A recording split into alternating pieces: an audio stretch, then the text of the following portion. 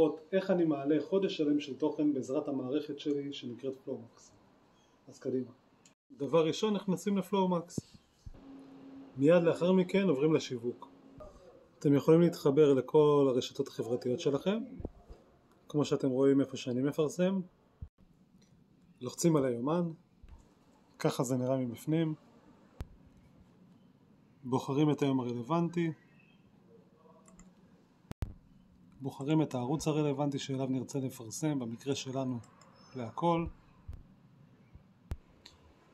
כאן אנחנו נוודא את הפרופילים, פה נכתוב את התוכן,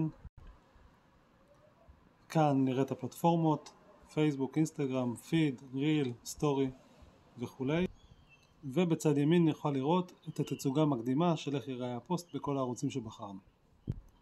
לא לשכוח כמובן להעלות את התוכן, ולאחר שהעלינו את הוידאו נוכל לראות אותו פה בצד ימין. בנוסף ניתן להעלות פה תמונות, מסמכים, סרטונים וכו'. וכל מה שנותר לנו לעשות זה ללחוץ פוסט כדי לפרסם בכל הערוצים.